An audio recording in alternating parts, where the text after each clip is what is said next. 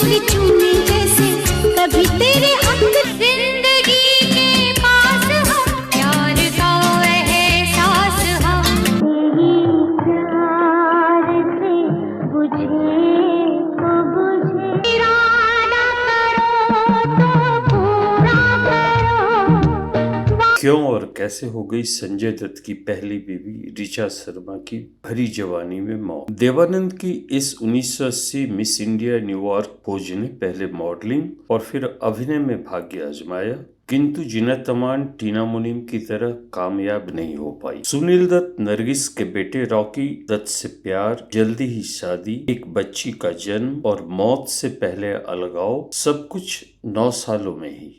काबुल और न्यूयॉर्क में पली भरी इस तारिका को ना तो पति का साथ, ना ही अंतिम संस्कार मैसर हुआ अपने देश में। क्यों संजय दत्त ने न्यूयॉर्क में कैंसर से तिल तिल कर मरती अपनी पहली पत्नी को उनके मौत से कुछ ही दिन पहले दे दिया था तलाक। जी हाँ दोस्तों,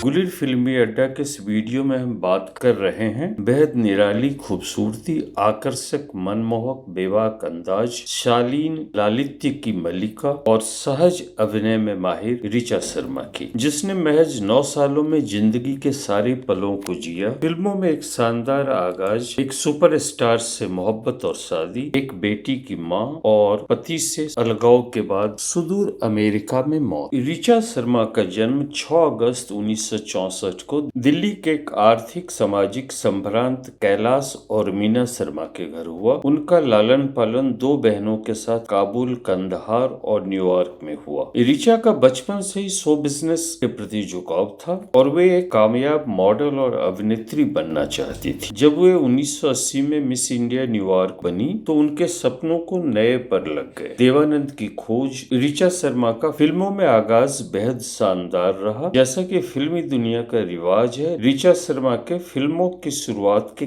कई किस्से हैं। कहते हैं कि 12-13 सालों की ऋचा देवानंद से 1978 में देश परदेश के न्यूयॉर्क प्रमोशन पार्टी में मिली थी और बेबाकी से उनके फिल्मों में हीरोइन बनने की अपनी चाहत बताई। देवानंद उनके आत्मविश्वास, चंचलता और खूबसूरती से प्रभावित हुए बिना नहीं रह सके। फिर कुछ दिनों बाद ऋचा आंखों में एक फिल्मी सितारा बनने के सपने के साथ बॉम्बे आई तो देवानंद से काम मांगने उनके ऑफिस पहुंच गई, किंतु उन्होंने ऋचा से कहा कि मैं तुम्हें जरूर हीरोइन बनाऊंगा, पर तुम अभी बहुत छोटी हो, पहले अपनी पढ़ाई पूरी करो और उसके बाद मिलो। 1980 में जब ऋचा मिस इंडिया न्यूयॉर्क चुनी गई और अमेरिका में एक मॉडल के तौर पे उभर रही थी तो 1984 के एक शाम देवानंद का फोन आया। उन्होंने कहा, मेरी फिल्म में हीरोइन बनोगी? 1985 की देवानंद निर्मित, निर्देशित और अभिनीत हम नौजवान एक कैंपस क्राइम ड्रामा, दोस्ती और रोमांस की चाशनी थी। मुस्कुराते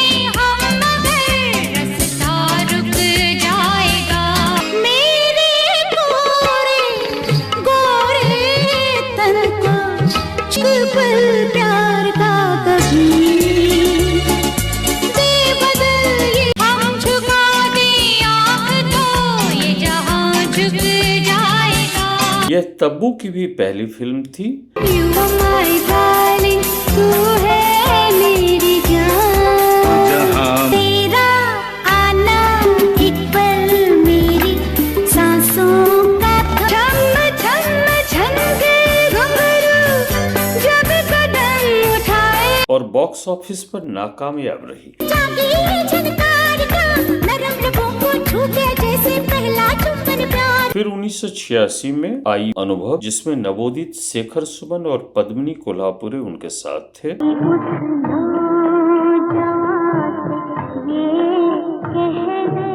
फिल्म में पद्मिनी की मासूमियत और ऋचा की डबल सेक्सी तड़का था, कुछ हद तक चली।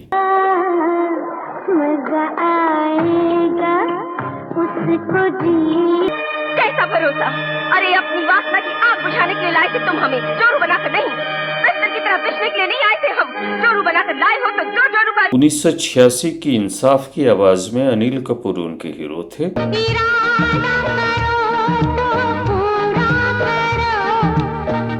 बॉक्स ऑफिस पर सामान्य रही।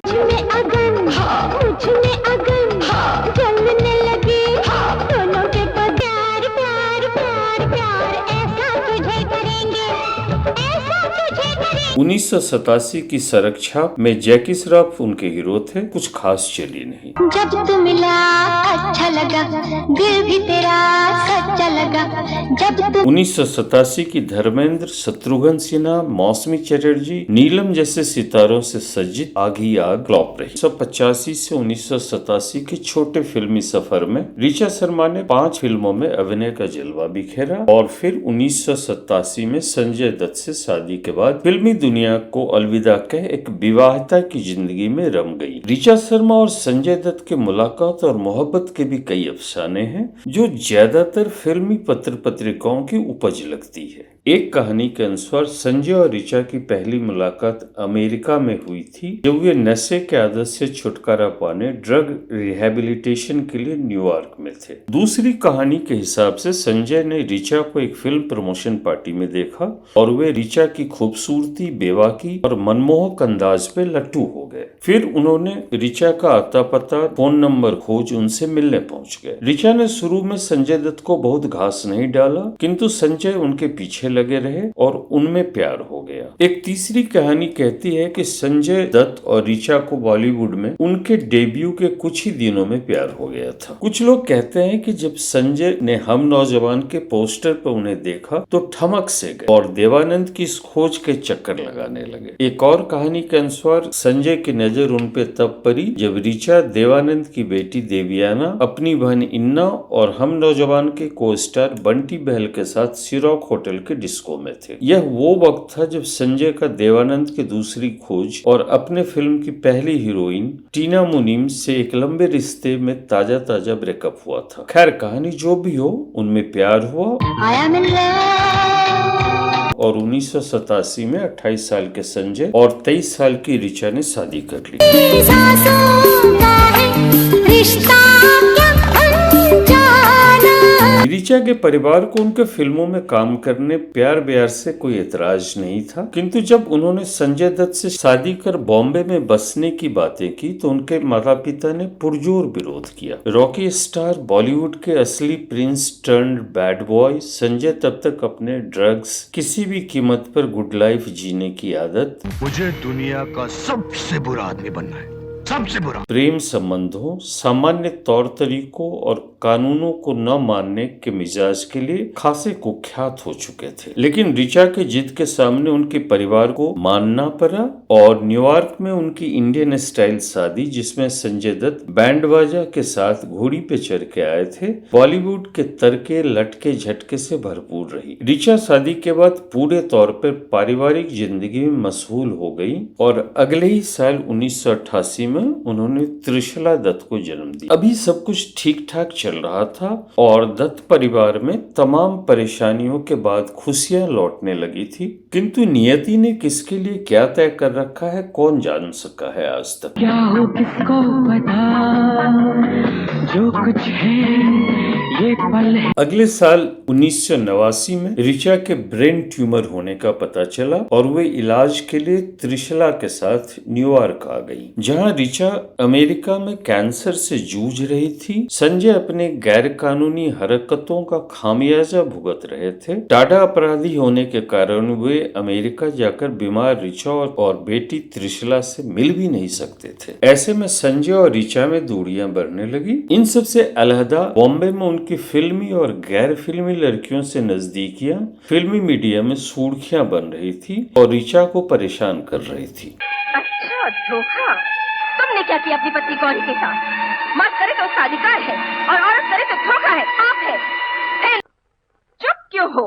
बोलो। जब ऋचा 1992 में कैंसर मुक्त हो भारत लौटी, तब तक उनके बीच भावनात्मक दूरी काफी बढ़ चुकी थी। स्टारडस्ट पत्रिका को एक इंटरव्यू में ऋचा ने कहा था कि संजय हमेशा से इमोशनली दूसरों पर डिपेंडेंट रहते थे और माधुरी उन्हीं में से एक थी।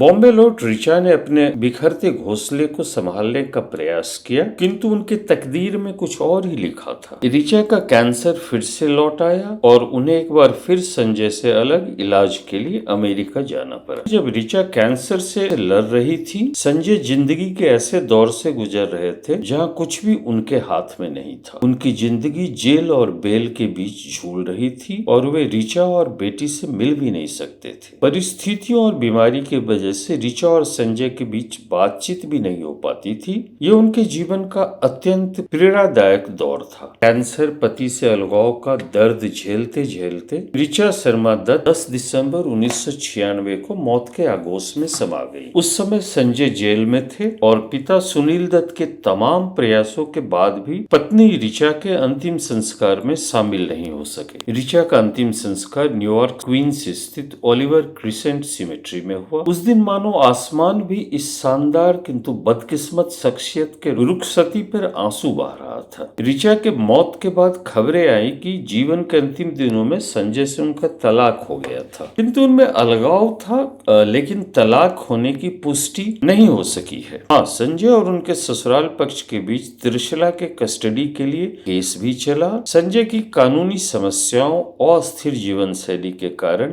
त्रिशला को नाना नानी के साथ न्यूयॉर्क में रहना पड़ा। पिता पुत्री के संबंध भी अच्छे नहीं रहे, किंतु कहते हैं ना कि समय के साथ सब कुछ बदल जाता है। आज त्रिशला एक बेहद खूबसूरत युवती है और अमेरिका में रहती है। अब पिता बेटी के रिश्ते भी सामान्य हैं। ऋचा शर्मा के देहांत के बाद संजय ने 1998 में रिया पिल्लई से शादी की, किंतु यह रिश्ता 2005 में खत्म हो गया। फिर 2008 में संजय ने मान्यता से शादी की, जिनसे उन्हें जुड़वा बच्चे बेटा शाहरण और बेटी इकरा है। इस रिश्ते से उनके जीवन में थोड़ी खुशी और स्थिरता आई है। हम ऋचा शर्मा की आत्मा की शांति और संजय दत्त के जीवन में हंसी खुशी की दुआ करते हैं। गुलिर फिल्मी अड्डा का यह वीडियो आपको कैसा लगा, हमें अपने कमेंट्स के माध्यम से जरूर बताएं। अगर वीडियो अच्छा लगा तो चैनल को शेयर और सब्सक्राइब कर हमारा हौसला बढ़ाएं। धन्यवाद, शुक्रिया।